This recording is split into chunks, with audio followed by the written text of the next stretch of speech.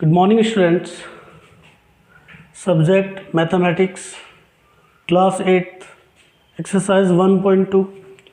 Students, ये आपका homework 23 अप्रैल का है। आइए देखते हैं आज का topic, distinction between rational number and irrational number.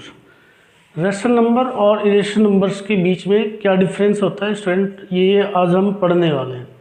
Friends, आपने इंट्रो वीडियो देखी होगी तो उसमें हमने बताया था terminating decimal, terminating repeating decimal, non terminating repeating decimal and non terminating non repeating decimal.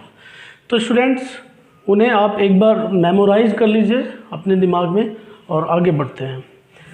यहाँ rational number can be represent in the form of P upon Q। Student, जो रेशनल नंबर होते हैं वो P अपॉन Q की form में represent किए जा सकते हैं। Where irrational number can not be represent in the form of P upon Q, और जो इरेशनल नंबर होते हैं वो P अपॉन Q की फॉर्म में रिप्रेजेंट नहीं किए जा सकते। नेक्स्ट, क्या डिफरेंस है between every rational number always expressable in the form of terminating और रिपीटिंग डेसिमल।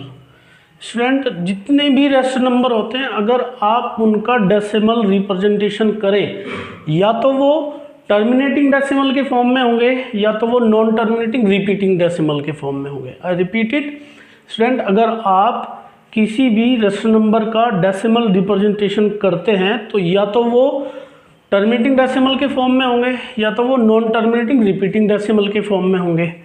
और किस तरह के होंगे, जैसे 2.5 स्टूडेंट ये टर्मिनेटिंग डेसिमल है एंड 3.3 बार स्टूडेंट यहाँ 3 का रिपीटेशन होगा तो ये नॉन टर्मिनेटिंग रिपीटिंग डेसिमल है। Both are 2.5 and 3.3 are rational numbers. Student, देखते हैं इरेशनल में, irrational number are expressible neither in terminating nor in repeating decimal. Student, जो इरेशनल नंबर होते हैं ना तो उन्हें टर्मिनेटिंग डेसिमल के फॉर्म में रिप्रेजेंट किया जा सकता है और ना ही उन्हें नॉन टर्मिनेटिंग रिपीटिंग के फॉर्म में रिप्रेजेंट किया जा सकता है। तो थर्ड फॉर्म स्टूडेंट क्या थी, जब हमने इंट्रो वीडियो बनाई थी, इंट्रो वीडियो में आपने देखा होगा, लिख भी लिया होगा, आई थिंक लर्न कर लिया होगा, वहाँ थर्ड कैटेगरी थी non terminating non repeating. Student, जो जिस नंबर का decimal representation non terminating non repeating होता है उसी हम बोलते हैं इरेशनल नंबर। तो स्टूडेंट्स, इरेशनल नंबर किस टाइप के होते हैं, √2। स्टूडेंट, आप √2 का डेसिमल रिप्रेजेंटेशन करेंगे तो वो किस फॉर्म का होगा, नॉन टर्मिनेटिंग नॉन रिपीटिंग का। ऐसे ही √3, √5, √6 and pi also etcetera. Student, आइए एक्सरसाइज देखते हैं। आपके एक्सरसाइज का फर्स्ट क्वेश्चन है, prove that √5 is not a rational number. Student, आपको क्वेश्चन थोड़ा सा बड़ा लग सकता है आपके स्टैंडर्ड के हिसाब से, बट आप यकीन मानिए आप ध्यान से 1-2 बार देखें तो समझ में आ जाएगा। स्टूडेंट, कुछ यहाँ बातें हम जो क्वेश्चन करते करते बताएंगे, आपको उन्हें नोट डाउन कर लेना है अच्छे से, तभी आपको क्वेश्चन पूरा समझ में आ सकेगा। मैं रिपीट कर रहा हूँ स्टूडेंट्स, क्वेश्चन आपको थोड़ा सा, क्वेश्चन नंबर 1 जो है थोड़ा सा बड़ा लग सकता है, बट यकीन मानिए अगर आप 1 से 2 बार इसे देख लेंगे वीडियो को तो आपको समझ में आ जाएगा, और कुछ बातें जो आपके लिए नई होंगी उन्हें हम बीच बीच में बताएंगे और आप उन्हें नोट डाउन कर लेंगे तो क्वेश्चन आपको अच्छे से समझ में आ जाएगा। स्टूडेंट, क्वेश्चन नंबर 1 हमारा है, prove that √5 is not a rational number. हमें प्रूव करना है कि √5 रेशनल नंबर नहीं है। तो स्टूडेंट, मैथमेटिक्स में हम कुछ बात एज्यूम कर लेते हैं, जैसे हमें यहाँ प्रूव करना है कि ये रेशनल नंबर नहीं है, तो स्टूडेंट हम इसके उलट यहाँ लेट कर लेंगे, हम यहाँ लेट कर लेंगे कि ये रेशनल नंबर है, और फिर प्रोसेस चलते चलते आखिर में कुछ ऐसी बातें आ जाएंगी जो बेसिक फैक्ट को फॉलो नहीं करेंगी, तो स्टूडेंट हम कहेंगे कि ये तो गलत हो गया, हमने तो गलत मान लिया, तो ये नंबर तो रेशनल है ही नहीं। तो रेशनल नहीं है तो दूसरी कैटेगरी क्या होगी स्टूडेंट, इरेशनल होगी। तो आइए देखते हैं। Let √5 is a rational number. Student हमने √5 को रेशनल नंबर मान लिया। तो स्टूडेंट जब हमने √5 को रेशनल नंबर मान लिया तो जो भी रेशनल नंबर होते हैं वो किस फॉर्म के होते हैं, P/Q के फॉर्म के। तो अगर √5 हमने एज्यूम कर लिया है, कंसिडर कर लिया है कि ये रेशनल नंबर है, तो स्टूडेंट हम इसे किस फॉर्म में रिप्रेजेंट कर सकते हैं, P/Q के फॉर्म में। तो करिएगा, then we can write it in the form of P/Q। जब हमने इसे रेशनल मान लिया तो हम इसे P/Q के फॉर्म में रिप्रेजेंट कर सकते हैं स्टूडेंट।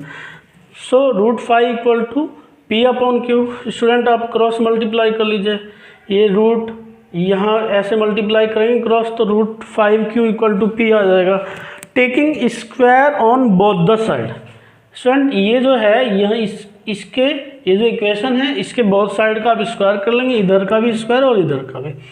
√5 का स्क्वायर करेंगे तो स्टूडेंट 5 आ जाएगा Q² और ये आ जाएगा P²। स्टूडेंट अब स्टूडेंट आप ध्यान से देखिएगा, मान लीजिए आप लिख रहे हैं 12 और 12 इक्वल टू आप लिख सकते हैं 4 × 3।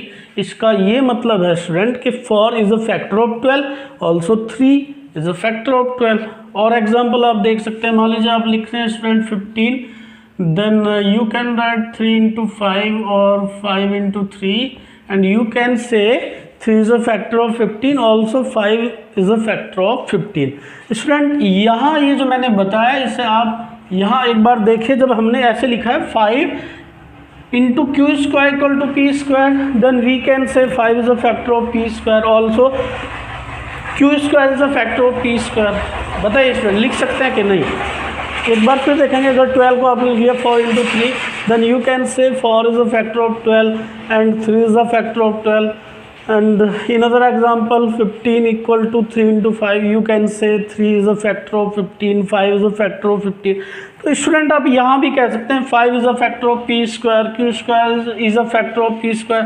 तो स्टूडेंट यही हम कहने वाले हैं, here 5 is a factor of P², 5 P² का एक फैक्टर है।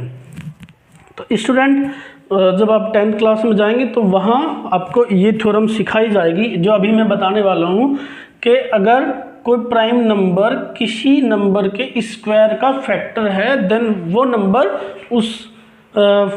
प्राइम नंबर उस नंबर का भी फैक्टर होगा। मैं दोबारा रिपीट कर रहा हूँ, 5 is a prime number, 5 is a factor of P², then 5 is also factor of P²।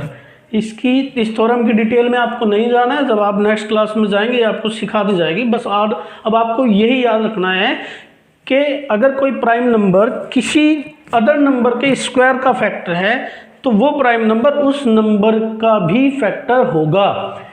Student हम आपको ये बताना चाह रहे हैं 5 is a factor of P², then 5 will be a factor of P।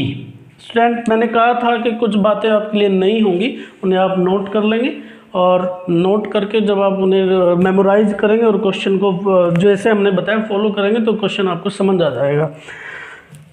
5 will be a factor of, क्योंकि 5 P² का factor है student, then 5 will be a factor of P। और जब स्टूडेंट फैक्टर है, जैसे हमने यहाँ बताया 12 को 4 × 3 लिख दिया, तो 4 is a factor of 12, 3 is a factor of 12। क्योंकि 5 P का फैक्टर है तो स्टूडेंट P को आप 5 × X लिख सकते हैं, X is any number, then this value put in equation number 1। P का ये जो वैल्यू है student P equal to 5x, इसे आप इक्वेशन नंबर 1 में रखने जा रहे हैं, P की जगह आप रखने जा रहे हैं 5x। तो स्टूडेंट आपने ये रख दिया, ये हो गया आपका 5Q² और स्टूडेंट ये हो गया 5x², मतलब आपने P की जगह रख दिया 5x। तो स्टूडेंट 5 का स्क्वायर होगा 25 और x का स्क्वायर x² हो जाएगा। स्टूडेंट 5 को जब आप यहाँ डिवाइड में ले जाएंगे तो 5 5 25, ये कैंसिल आउट हो जाएगा, Q² equal to 5x²। Student जैसे आपने यहाँ लिखा था 5 is a factor of P², ऐसे ही सेम कंडीशन यहाँ अब बन के आ गई है। क्या कंडीशन बन के आ गई है? यहाँ आपने लिखा था 5 is a factor of P², student यहाँ आप लिख देंगे 5 is a factor of Q²। Now 5 is also a factor of Q²। और स्टूडेंट हमने यहाँ आपको बताया था कि 5P² का फैक्टर है तो 5P का भी फैक्टर होगा। सिमिलरली यहाँ भी 5Q² का फैक्टर है तो स्टूडेंट 5Q का भी एक फैक्टर होगा। सो 5 is a common factor of P and Q.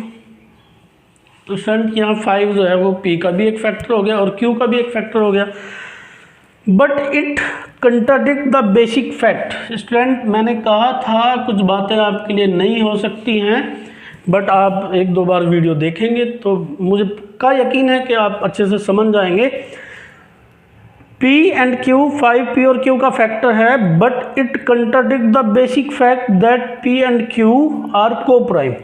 Student जब रेशनल नंबर की डेफिनेशन हम लिखाते हैं तो उसकी कुछ प्रॉपर्टी भी लिखवाते हैं, आपको प्रॉपर्टी नहीं लिखवाई गई है। मैंने कहा था कि कुछ नई बातें ऐसी आएंगी जो आप नोट डाउन कर लेंगे, और जब आप उन जो भी बातें बताई जाएंगी नोट डाउन करके वीडियो को एक दो बार देख लेंगे तो क्वेश्चन समझ में आ जाएगा। यहाँ हमने कहा है but it contradict the basic fact that P and Q R को प्राइम।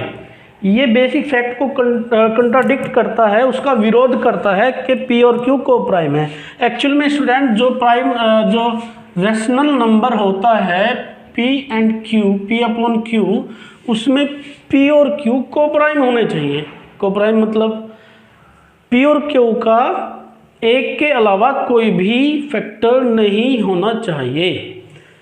मैं फिर रिपीट कर रहा हूँ स्टूडेंट, जो रेशनल नंबर होता है पी अपॉन क्यू, उसमें पी और क्यू का एक के अलावा कोई भी फैक्टर नहीं होना चाहिए। तो ये बेसिक फैक्ट है रेशनल नंबर का, क्या कि P upon Q rational number है तो पी और क्यू का एक के अलावा कोई भी फैक्टर नहीं होना चाहिए। तो स्टूडेंट यहाँ पी और क्यू का एक कॉमन फैक्टर आ रहा है जो कि 5 है, तो ये तो बेसिक फैक्ट के विरुद्ध हुआ है स्टूडेंट। और मतलब ये को प्राइम होने चाहिए थे। को प्राइम मतलब ए पी और क्यू का एक के अलावा कोई भी फैक्टर नहीं होना चाहिए था, पर बट स्टूडेंट यहाँ क्या हुआ, 5 is a common factor of P and Q which is contradict the basic fact. जिसने जो बेसिक फैक्ट है, बेसिक फैक्ट ये है कि पी और क्यू का कोई भी प्राइम फैक्टर नहीं होना चाहिए एक के अलावा। यहाँ पी और क्यू का एक फैक्टर आ गया पी और क्यू का एक फैक्टर आ गया 5। तो इसने बेसिक फैक्ट को स्टूडेंट कंट्राडिक्ट किया, उसका विरोध किया है।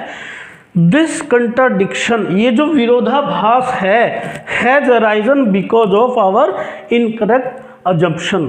स्टूडेंट ये जो विरोधाभास है, ये जो विपरीत बात आई है, ये हमारे गलत अजम्पशन के कारण आई है स्टूडेंट। और हमने क्या अजम्पशन किया था, हमने अजम्पशन किया था कि √5 एक रेशनल नंबर है। तो स्टूडेंट यहाँ करते करते हम इस रिजल्ट पे पहुँचे हैं कि √5 तो रेशनल नंबर नहीं है। रेशनल नंबर नहीं है तो दूसरा नंबर क्या होगा स्टूडेंट, ये रेशनल नंबर नहीं है तो √5 is an irrational number. Student pause the video to note down it.